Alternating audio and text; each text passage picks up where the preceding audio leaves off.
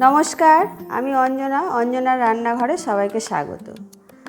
গণেশ পুজো হয়ে গেছে মানে আমাদের বাঙালিদের 12 মাসে 13 পার্বণ শুরু হয়ে গেল। মানে একটার পর একটা আমাদের এবার পুজোর পালা শুরু। তো পুজো বা যে কোনো অকেশন মানেই আমাদের বাঙালিদের মিষ্টি দিয়েই শুরু। তো আজকে আমি সেই মিষ্টি রেসিপি দেখাবো। আজকে করে দেখাবো মুগ ডালের বরফি। তো চলুন ভিডিওটা শুরু করি। এখানে আমি 1 কাপ মুগ ডাল নিয়ে নিয়েছি। মুগ ডালটা আমি নিয়ে নিলাম, 1 কাপ মুগ ডাল আছে।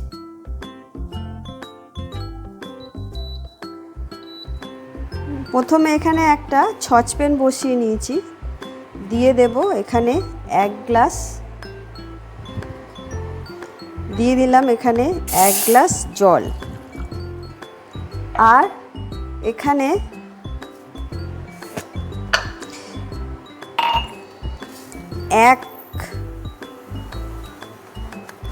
এক কাপ মুসুর ডাল নিয়েছিলাম। আর আমি এখানে 1 কাপ, ঠিক 1 কাপই চিনি, ওই কাপেরই মাপের 1 কাপ চিনি আমি এই জলের মধ্যে দিয়ে দেব। দিয়ে এইটাকে আমি একটা শিরা তৈরি করব, মানে হালকা একটা শিরা তৈরি হবে।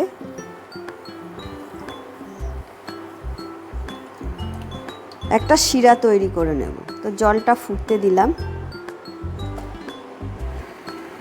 চিনির শিরাটা আমি কিন্তু এখন ভালো মতো ফুটে গেছে।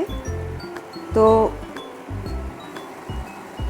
আরেকটু ফোটাতে হবে, মানে মিনিট 1-2 মতো ফুটিয়ে নিতে হবে, যাতে একটু শিরাটার যে চটচট ভাব হবে তখন কিন্তু নামিয়ে নিতে হবে। এখনও সেরকম চটচটে ভাব হয়নি। তো এটা কিন্তু মিনিট 2 মতো ভালো মতো ফুটিয়ে নেব, যাতে একটা চ্যাটচ্যাটে, একটু হালকা চ্যাটচ্যাটে, একদম তার হওয়ার কোনো দরকার নেই, মানে একটু চ্যাটচ্যাটের মতো হলেই এটাকে নামিয়ে নেব। এবার আমি একটা বেশ হালকা একটু চিটচিটে, মানে চিটচিটে মতো হয়ে গেছে, হালকা একটু হলেই হবে। মিনিট 2 ফুটিয়ে নিলেই এটা হবে। এটাকে এবার আমি নামিয়ে রাখবো। এখানে একটা কড়াই বসিয়ে নিলাম।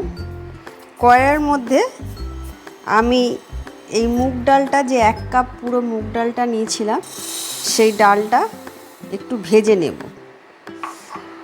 আর এই মুগ ডালের বরফিটা খুবই ইজি করা, এমন কিছু মানে কঠিন নয়। তো মুগ ডালগুলোকে এরকম আমি একটু ভেজে নেব, হালকা করে ভেজে নিতে হবে। মুগ ডালটা কিন্তু হালকা লো ফ্লেমে রেখে, বেশি কিন্তু হাই ফ্লেমে না, তাহলে কিন্তু ওপর থেকে বেশি লাল হয়ে পুড়ে যাবে আর ভালো মতো ভাজা হবে না। তাই লো ফ্লেমে রেখে একটু হালকা ব্রাউন কালার যেই হবে, একটু কালার ধরলেই কিন্তু মুগ ডালটা ভাজা হয়ে যাবে। তো এরকম করে আমি হালকা ফ্লেমেই রেখে একটু ব্রাউন করে ভেজে নেব।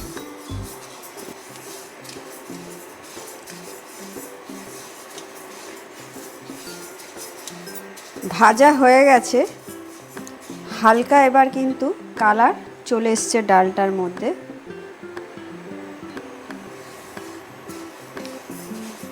তো এবার এটাকে আমি আরেকটু নাড়িয়ে নিয়ে এটা নামিয়ে নেব।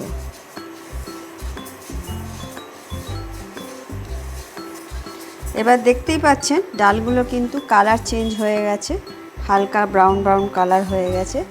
এবার এই রকম হয়ে গেলেই কিন্তু এটাকে এবার আমি নামিয়ে নিচ্ছি।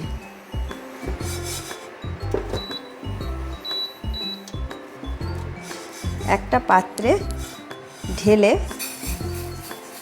এটাকে ঠান্ডা করে নেব। ডালটা একটু ঠান্ডা হতে দেব।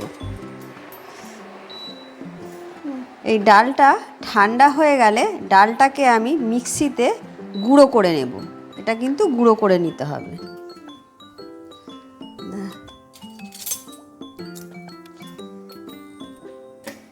এখানে ডালগুলো ঠান্ডা করে আমি পুরো মিক্সিতে গুঁড়ো করে নিলাম। আর কতটা ফাইন গুঁড়ো হয়েছে দেখতেই পাচ্ছেন, একদম একদম পুরো বেসনের মতো, হালকা একটু দানা দানা থাকবে, এরকম গুঁড়ো করে নিতে হবে। এখানে কড়াই একটা বসিয়ে নিলাম, বসিয়ে একদম লোতে করে, টেম্পারেচারটা লো রাখতে হবে। আর যে আমি শিরাটা করে রেখেছিলাম সেই শিরাটা আমি এর মধ্যে কড়াইয়ে এখন দিয়ে দেবো।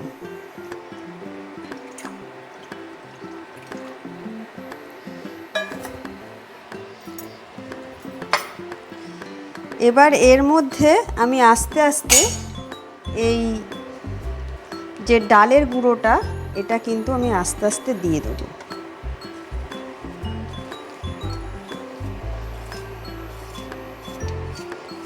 সব ডালের গুঁড়োগুলো আমি চিনির শিরার মধ্যে দিয়ে দিলাম,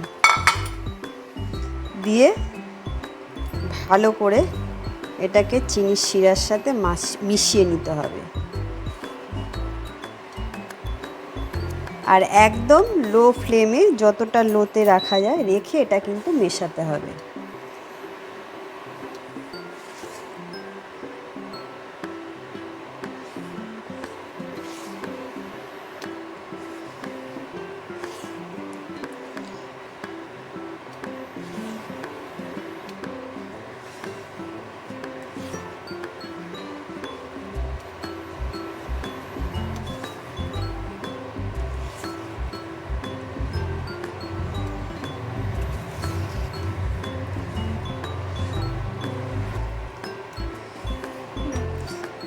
এটা কিন্তু মিশবে, ডালটা আর রসটা চিনির শিরাটার সঙ্গে আস্তে আস্তে মিশতেও থাকবে। আর এটা কিন্তু একদম এটা জালও হতে থাকবে, মানে এটা মানে যেরকম আমরা নাড়ু টাড়ু পাকাই সেরকম কিন্তু পাকও আনবো। এইভাবে করতে করতে, নাড়াতে নাড়াতে, জাল দিতে দিতে একটা পাক নিয়ে আসতে হবে।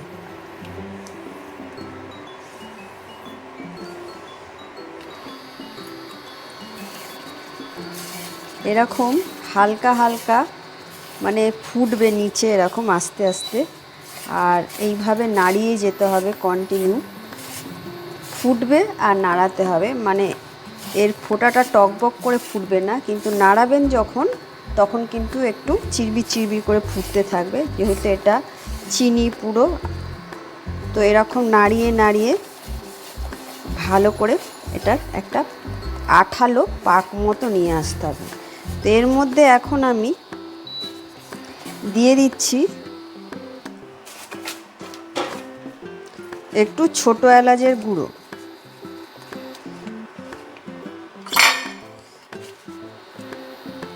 হাফ চামচ ছোট এলাচের গুঁড়ো দিয়ে দিলাম, দিয়ে আবারও আমি এটাকে নাড়াতে থাকবো।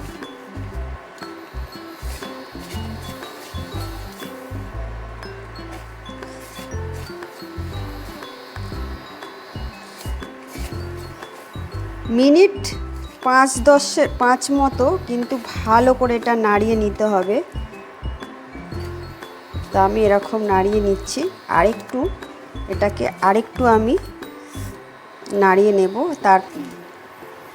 এবার দেখুন কতটা এটা গাঢ় হয়ে গেছে, মানে পাতলা ছিল এটা খুব, এটা কিন্তু এবার থকথকে মাখা মাখা টাইপের হয়ে গেছে। এরকম যতক্ষণ না হচ্ছে ততক্ষণ কিন্তু এরকম জাল দিতে হবে। আমি এখানে পুরো 10 মিনিট ধরে এটাকে নাড়ালাম।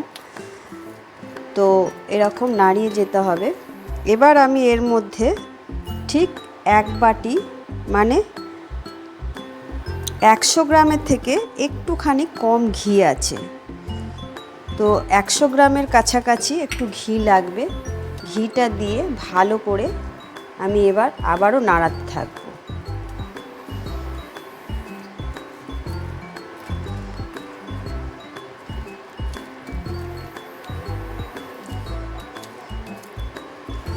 দেখতেই পাচ্ছেন কতটা ঘি দিলাম, এর টেস্টটা কিন্তু ঘিয়েতেই আসবে। তো ঘিটা কিন্তু অবশ্যই একটু বেশি দিতে হবে। 1 কাপে, পুরো 1 কাপে আমি 100 গ্রামের থেকে একটু কম ঘি দিয়েছি। এরকমই আপনাদের মেজারমেন্টে করতে হবে। এবার আমি ঘিটা দিয়ে কিন্তু সমানে এটাকে আরও 5 মিনিটের মতো এরকম নাড়িয়ে যাব, যতক্ষণ না কড়াই থেকে ছেড়ে ছেড়ে আসছে। ঘিটা আমি ভালো করে দিয়ে আরও 5 মিনিট ভালো করে নাড়িয়ে নিয়েছি। এবার কিন্তু অনেকটাই এটা কিন্তু উঠে উঠে দেখুন কড়াই থেকে পুরো ছেড়ে যাচ্ছে। তো লাস্ট আরেকটু ঘি দেব, যাতে এই ঘিটার সেন্টটা একদম এর মধ্যে পুরো ভরপুর মাত্রায় থেকে যাবে ঘিয়ের সেন্টটা। তাই জন্য হওয়ার আগে দিয়ে একটু ঘিটা দিয়ে দিতে হবে। এই ঘিটা দিয়ে আমি একটু নাড়িয়ে ছাড়িয়ে এটা কিন্তু আমি নামিয়ে নেব। তার আগে এখানে আমি একটু থালায় ঘি দিয়ে দিচ্ছি, যেটার মধ্যে আমি নামাবো। ঘি দিয়ে আমি ঘিটাকে একটু ব্রাশ করে নেব।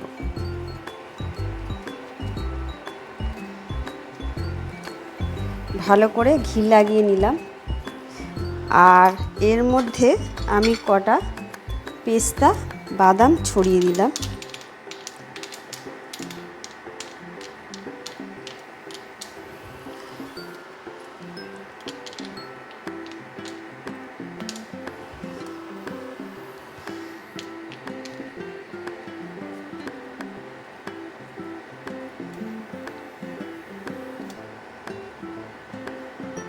এরকম করে ছড়িয়ে দিলাম।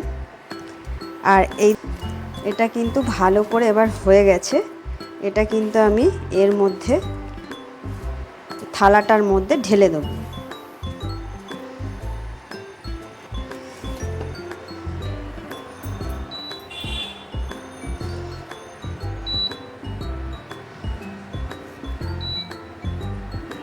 গরম গরমই ঢেলে দিতে হবে।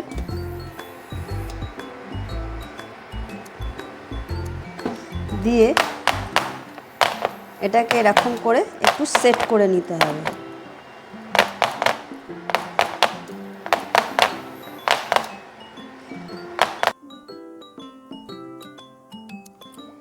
এটা ঠান্ডা হয়ে গেছে।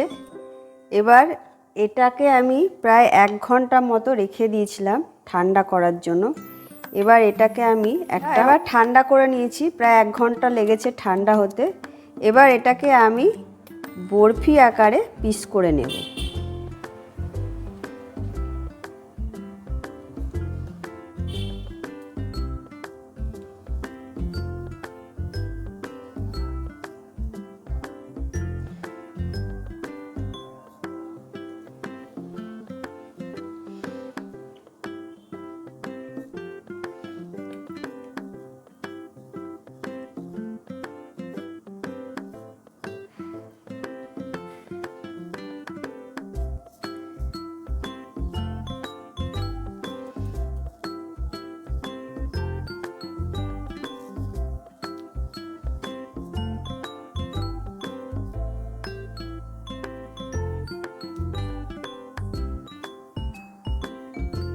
তো এরকম পিস করে নিলাম। এবার এটাকে আমি আস্তে করে তুলে নিব।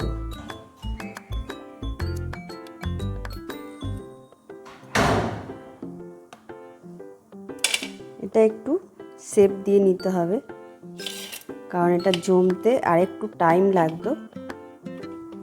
এবার আমি বরফিগুলোকে উল্টিয়ে নিলাম। পেছন দিকটা যে পেস্তা দিয়েছিলাম উল্টিয়ে সাজিয়ে নিলাম। আর উপর দিয়ে দেবো এরকম কাজু নিয়েছি, কাজুগুলোকে ওপর থেকে একটু ঘষে ঘষে দিয়ে দেবো ডেকোরেশনের জন্য।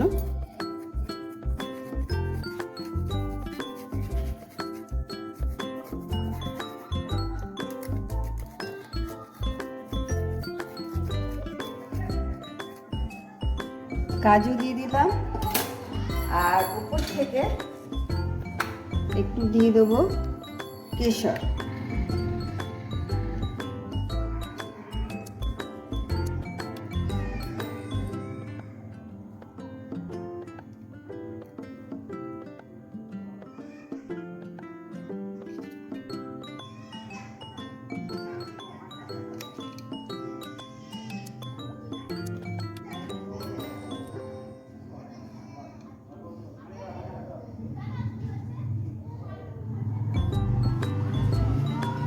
একটা করে কেশর দিয়ে দিলাম। আর হয়ে গেল আমার এখানে মুগ ডালের বরফি। এইভাবে তাহলে আজকে করে দেখিয়ে দিলাম আমি মুগ ডালের বরফি। এইভাবে বাড়িতে আমাদের পুজো বা অকেশন তো এবার পরপর লেগেই আছে, বাড়িতে সকলকে বানিয়ে পরিবেশন করবেন, নিজেও খাবেন। আর আমার ভিডিওটা যদি ভালো লেগে থাকে লাইক করুন, শেয়ার করুন। টাটা।